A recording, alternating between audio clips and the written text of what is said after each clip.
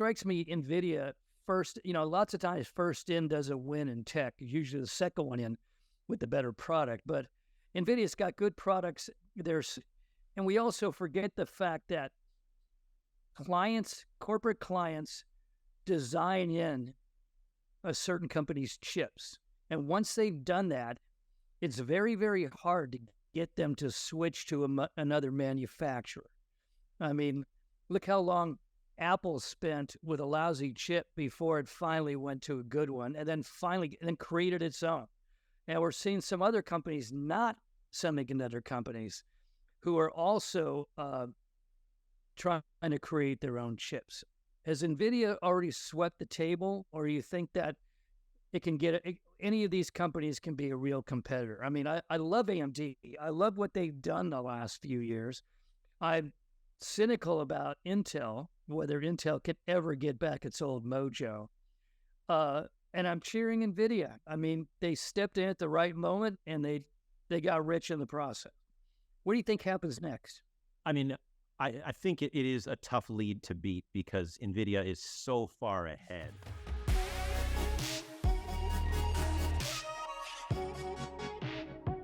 Hi, everyone, and welcome to the Friday, July 14th installment of Happy Bastille Day of the Silicon Insider, the only uncensored look at life and business in the Valley. My name is Mike Malone, and I'm here with special contributor Scott Budman of NBC News. Our producer is Jordan Henderson. Our East Coast correspondent is Bob Grove, and our host is the Silicon Valley Business Journal. Okay, so the whole point of taking last week off was we thought, well, Independence Day's on Tuesday, Silicon Valley doesn't work in the middle of the summer, perfect time to take a week off. And of course, Silicon Valley now works in the summer, and last week was a big news day. So we're going to catch up a little bit. So while we were off last week, the big news, I think, maybe you've got an alternative, but Meta Microsoft announced the introduction of Threads, which is supposed to be its Twitter killer. Amazingly, it got 30 million signups the first day. That's not a big number for Facebook, but it's still a pretty big number considering, the size of Twitter, let's say. It's a big number if you think about that was like day one. And by day 5, it had 100 million signups, making it just about the biggest debut we've ever seen of anything in the tech world. And, it's a really, really impressive number, even given the fact that it has the backing of Instagram. And therefore, when I open Threads, you could instantly say, well, I just want to follow everyone that I already do on Instagram. And all of a sudden you had a little bit, not quite a Twitter-sized community or certainly a TikTok-sized community, but you had a community of people who were posting and that were watching your posts and things like that. So it was a really, really big debut. And it showed, the strength of what Meta does best, not the metaverse, but social media. And it also showed that Twitter is vulnerable. Yeah, no, it struck me that, well, two things. First of all, those kind of numbers, remember when Microsoft started bundling, things like Word and, the search engines and all of that, and the SEC came roaring down on them for antitrust. Does Facebook, could it be that if Threads is too successful, Meta could face the same thing of, the government asking, do these guys have too much control of the internet? I don't know. And the reason that I would be a little doubtful is, remember, Facebook was extremely successful. And then the company bought Instagram, which was, let's face it, another social media network that was also extremely successful. And they were able to keep that and even add WhatsApp and now Threads. I don't know how big you would have to get before the government would crack down on you, but you think of all of the things privacy-wise that the FTC and especially the European Union are looking askance at Facebook and Meta for. This is yet another one. It is another way that this company will be able to sell ads to a whole bunch of people, and another way that they will be able to suck data from those same people. And so eventually, yeah, maybe, but the precedent has been allow social media companies to grow because social media tends to be not as long-lasting as other media. Yeah, except they've all been around now for 15 years. So, yeah, there's a lot of companies in Silicon Valley that made hardware that didn't make it to their 15th anniversary. So that was what you brought up. My second thought. I thought of if you don't like Elon Musk and you want an alternative, why run into the embrace of Dr. Evil, who will take will hoover up all of your personal information and sell it, will monetize your existence and invade your privacy. I mean, of all places to come up with a Twitter killer, Mark Zuckerberg's Facebook, please. Right. And there is a lot loaded into that statement and that question. And it's a very good question. I think the answer is simply the numbers that Zuckerberg's Instagram already has. And as someone who tries these things out for a living, so yeah, I'm on Spill and I'm on Blue Sky and I'm on Threads. I've tried out even some of the right-wing social media sites to spend time there just to see how all of these things work and what's different. And really what's different about Threads is the immediacy of 100 million people. All of the other sites are gaining by the dozen. This one is gaining by the tens of thousands in terms of users because it already has that big backing. So what Zuckerberg has done really well here is siphon Instagram into Threads. But you're right, you don't have to jump on here if you want an alternative to a giant social media company. There are much smaller places, but they have less action. Yeah, and you're not going to get a lot of famous people on those other ones. Not as much, you're right. Okay, so you've tried it. It's looking at the fine print on Threads. It looks like they're going to go full censorship on this thing, and which is kind of it's kind of a Facebook thing. It sounds like it's a Facebook version of Twitter. And is that safe? Do you think it's fair? Do you think it's non-competitive? I mean, I'm trying to get a feel for, since you're actually using it, a feel for what kind of presence it has and how invasive it is and how controlling it is. I mean, I think people throw around the word censorship far too easily, Mike, to be honest. And when you say Facebook cuts down on some of the hate speech, they could certainly do a much better job. They're gigantic compared to Twitter. And Twitter is now famous for letting hate speech on because Musk believes that is free speech, which, remember, according to our country, is not. But Musk allows it anyway. And that has been the main reason that a ton of advertising has gone away. If Twitter disappears, it's not going to be because of Threads. It's going to be because of Twitter allowing the kind of speech that a lot of people don't want to see and that advertisers don't want to be a part of. The fact is, social media sites get bigger when they police themselves. That's just the bottom line, because people want to interact without feeling put upon or hated because of whatever it is that is going on in their life. And if Threads is able to do that, and we don't yet know because it's so new, I think it will grow even faster and even bigger than a site that says, hey, even hate speech is welcome because we believe in free speech. Okay, so the history of Silicon Valley is replete with lawsuits about the theft of intellectual property. Now, how long ago did Elon lay off most of Twitter? 6 months? 8 months? Somewhere in there. And yet now Meta has produced a replica of Twitter in a record short amount of time. And we know that Zuckerberg went out and hired all those laid off, or a lot of those laid off Twitter technical people. Is there a lawsuit waiting in the wings? Does Twitter sue Facebook for theft of intellectual property?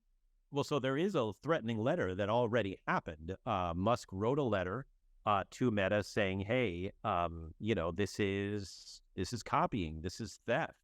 Will there be a lawsuit? I don't know. Part of the problem with Musk actually following through on a lawsuit is that Musk has to go to court and answer questions about his own business practices.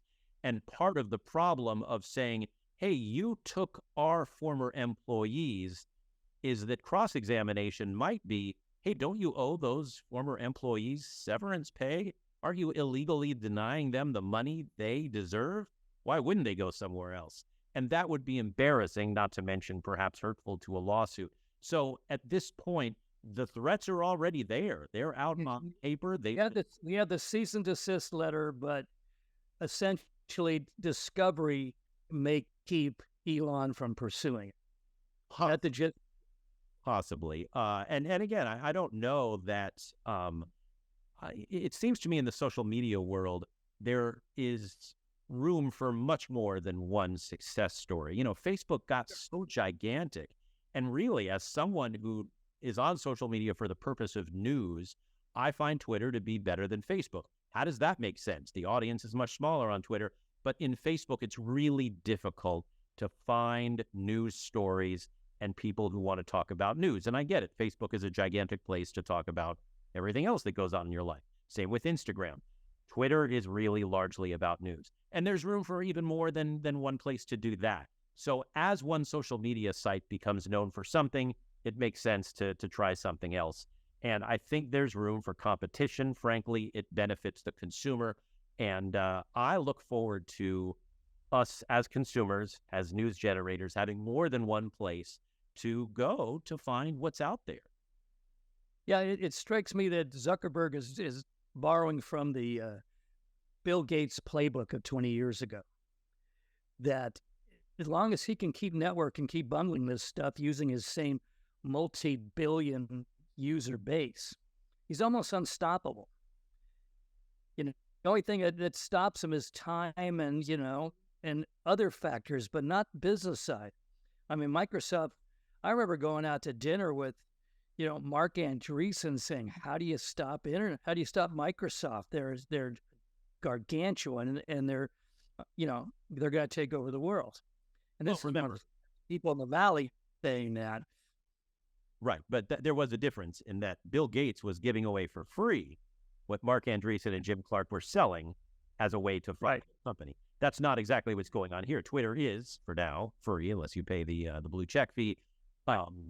But it's a difference of advertising and, Musk has hurt Twitter's bottom line because of advertisers fleeing, and Threads, I'm guessing, is going to be to try to be a kinder, if this makes sense, nicer version to bring in advertisers. Yeah. Okay. You and I have had discussions in the past about how I feel that freeware is the bane of the modern world, but we'll skip that from now. Now, there's also Musk versus Zuckerberg, and it seems to do these guys really truly hate each other, or is this a performance? I mean, it's still hard to separate the two. And now Musk makes a comment about comparing their private parts and, just trash talk.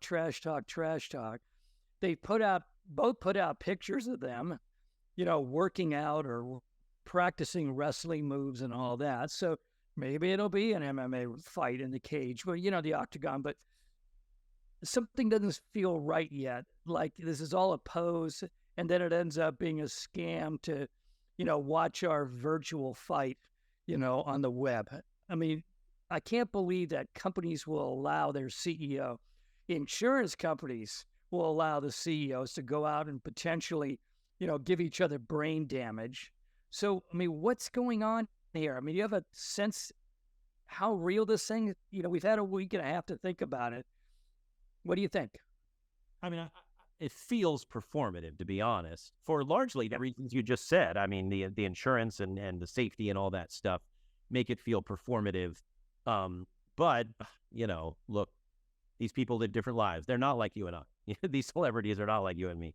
And so maybe they'll head to an octagon somewhere. But I don't know. It does feel performative. I've said it before. A logical, sensical end to this is a big donation to charity without anybody being hurt. But I don't know. And as far as do they get along? No, they're competitors. And that's fine in the business world. It's silly when they talk about what Elon Musk is talking about. That's just... Well, but there's competitor, and then there's a hate. And we have examples of hate around here at various times in our history. I'm trying to distinguish between the two. And I don't think we know until this thing reaches its climax whether this is personal or this is just business. I fear that if this sets a precedent, we're going to have this kind of stuff, public feuds between CEOs, leading to throwing, haymakers at each other. If that's the future of C-level executive management in Valley companies, I'm not looking for. It might be fun to watch, but I would hate to be a shareholder or an employee in these companies. But look, there's a big difference in the two things you're saying. An outward public feud, those are great. That's Michael Dell versus Steve Jobs. That's AMD versus Intel. Those are fun, and they stir up, a little bit of pride in the company, and they never come to blows, of course. And there's a big difference between getting into a ring with somebody. I don't mind the public, hey, it's us versus them and stuff like that. That's always interesting, like sports. But sports is made up of really, really well-trained athletes who are paid to do that. And these guys should not engage in hand-to-hand combat. Well, wait till next week. Let's see. All right. Okay, the Wall Street Journal had a very interesting article this week, how Intel, AMD, and a lot of other chip companies are doing their damnedest now to try to catch up with Nvidia in AI chips. Little too late. If there's a sufficient demand, they could pick up a certain amount of market share. But it strikes me Nvidia first, lots of times first in doesn't win in tech. Usually the second one in with the better product. But Nvidia's got good products. And we also forget the fact that corporate clients design in a certain company's chips. And once they've done that, it's very, very hard to get them to switch to another manufacturer. I mean, look how long Apple spent with a lousy chip before it finally went to a good one, and then created its own. And we're seeing some other companies, not semiconductor companies, who are also trying to create their own chips. Has NVIDIA already swept the table, or do you think that it can any of these companies can be a real competitor? I mean, I love AMD. I love what they've done the last few years. I'm cynical about Intel, whether Intel could ever get back its old mojo. And I'm cheering NVIDIA. I mean, they stepped in at the right moment, and they got rich in the process. What do you think happens next? I mean, I think it is a tough lead to beat because NVIDIA is so far ahead.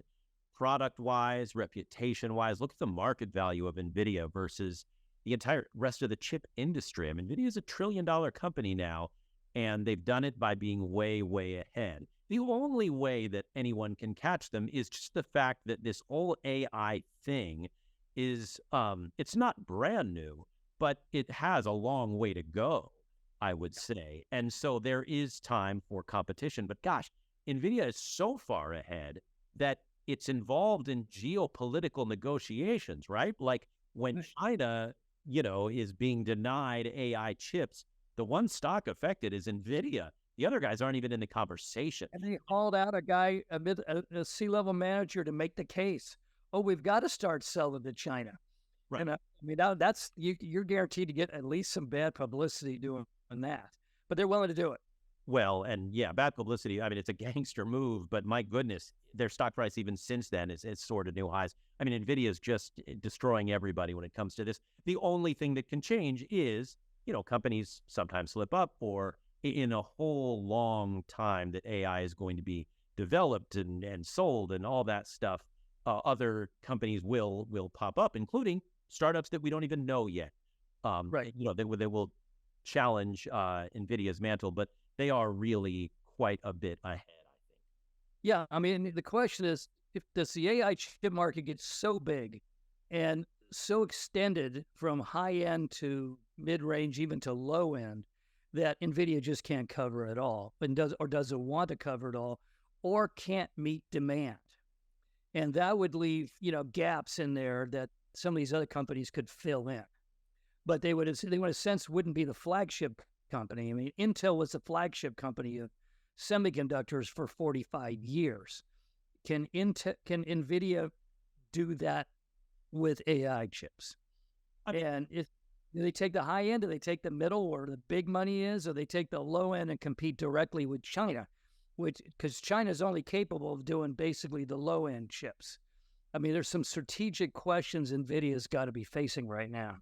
Right. And there are categories in this niche that haven't even been created yet. And therefore, companies, I believe, that haven't been created to fill those needs. And so we have a long way to go. One company has never, I don't think, dominated an industry start to finish. I mean, remember, Cisco was dominant, but then Juniper caught up. And, Intel was dominant. Obviously, other chip companies have caught up. Same with hardware. And it just, the excitement in this sort of field is there are startups already being invented. Some, by the way, are being funded by NVIDIA. And that's always a good move for the big kahuna to say, all right, I'm going to be a little bit humble and admit that there are more nimble players here, and we're going to get rich of them too. So NVIDIA is even doing that. Well, and you treat them like they're AAA. Yeah, exactly. Good job, boys. Keep going. Keep being innovative. And one of these days, you'll write you a really big check. Yeah. Not a bad strategy. Yeah, Carol Bartz explained that to me, saying that there's the major leagues and the minor leagues, and everybody can make money if they all just sort of understand their roles. Right. Okay, next. I hate to get back to Twitter, but the other thing that happened last week was Twitter put limits on the number of tweets you could read a day. For unverified accounts, there's 1,000 tweets that you're allowed to read a day. Verified accounts, 10,000. And 500 for users with new unverified accounts. And he's trying to fight this sort of scraping, this data scraping that's going on by outside parties. It's sort of sent a shockwave through. I mean, I'm astounded that anybody's concerned they can't read more than 500 tweets a day. I mean, now I know why all those people wanted to work at home. I mean, I don't read 500 items everywhere on the web in the course of a day. Is it really the problem that's being presented as? Is this a way for Zuckerberg to take advantage of it? Yes and yes, gigantically. So this is instrumental to the Threads success story. And yes, it is a small number of tweets. It's much smaller than you'd think. This goes back a couple of Saturdays, Mike, to when the limits first hit. And it was 600 for someone like me who does not pay for a blue check. And I remember when I first saw that, and I'm thinking, 600 doesn't seem like a big limit. Let me scroll through to see what some fellow journalists are seeing. And bam, I was rate limited. I was off of Twitter. And that all happened within like a 5-minute time period. And I thought, this can't last because this is an ad-supported medium. And as I've explained on our air to our anchors, it is as if halfway through our newscast, we said, okay, everybody, you've seen enough news. No more for you. The advertiser would revolt and we wouldn't make any money. Musk is killing Twitter if he keeps this up. You may have noticed, by the way, you haven't heard about rate limits since then. Why is this integral to the Thread story? Because I'm certain over that July 4th weekend, Mark Zuckerberg became aware of what Musk was doing, suicidal behavior over at Twitter, and said, we're going to rush this thing, everybody in. And then remember, it was going to be rushed till Thursday. It actually came out on a Wednesday, even a day earlier than the Meta countdown said. And I'm convinced that Threads is a huge success because Twitter blew it and everyone was looking for something else. I was going to ask you about timing. I forgot to do it. Yeah, I noticed he did come out with that, with Threads a day early, and the timing was perfect. He got Elon at his weakest and Twitter users at their angriest. Now, is this was his move justifiable in any way? Is there really that much of a problem? It's hard to tell. You know, Twitter being a private company now, we don't really know things like usage numbers quite as much and all that stuff. So it's hard to tell. Now, is data being scraped? Yeah, I mean, boy, data is being scraped everywhere we go. But it was an odd move to literally limit what action can happen on Twitter when that action is 100% of Twitter's market. So it was just a surprise to see that happen, data or not. And the cynics out there are saying this is yet another way Musk is trying to get people to pay the $8 for the blue check mark. Because remember, the numbers were higher, quite a bit higher. Yeah. The amount of tweets you could see if you were paying. Quite a bit. I mean, it's like 10 to 1. Okay, so do you sense this is just a temporary thing? It was. It went away pretty darn quickly. So whatever Musk was trying to do. So it's completely gone now. I haven't seen a rate limit in a long time. And I've tried to be rate limited since then. I've tried. Okay, I wasn't able to. So they're quietly letting it disappear. Perhaps so. Pretend never happened. Okay, I just want to mention, we're going to run out of time, but 2 other things. First of all, there's a company, a California nuclear fission startup. Apparently, there's a number of these where, the idea of creating small reactors and all that. It's called Oklo, and it's currently valued at $850 million, and it plans to go public. But it plans to go public a way that you and I haven't talked about in a couple of years. They're going to go out to a company called Alt-C Acquisitions, which is a SPAC company. Okay, I mean, we haven't seen SPACs. I mean, they didn't really do very well. I mean, it was an interesting kind of, raise money, but there were blank check venture firms. And I was reading that there's been a dozen SPAC-funded IPO companies that went bankrupt, taking all the money away. I mean, it started looking like a con game or a shell game. On the other hand, I guess T.J. Rogers managed to use his SPAC pretty successfully. So do you see this financial instrument coming back, or is it thoroughly discredited and this is kind of a questionable move?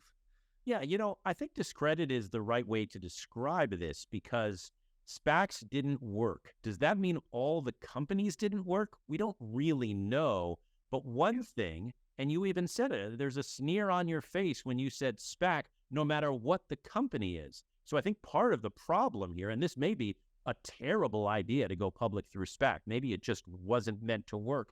But one thing that we noticed towards the end of the SPACs was that companies that were going to do it were tarred with this, I guess you can't IPO the regular way sort of reputation. And, I guess you're going to go out there and lose. A backdoor IPO. That was what it seemed like. So the expectation was for failure, and that's a bad way to go out. And so can that turn around? Maybe, I don't know. But there was an expectation that a SPAC wouldn't work as well as an IPO, and that hurt the whole thing. Okay, and finally, I thought we were done with her forever, but Elizabeth Holmes. Okay, so she just got 2 years taken off of her 11-year, 7-month sentence down there in Texas at the prison. Apparently, I didn't realize this, but when you check in to a prison in the first couple months, you're given the opportunity to take courses and to dedicate yourself to service and a bunch of other things. I guess Sunny Balwani did the same thing. They both got 2 years taken off their sentence.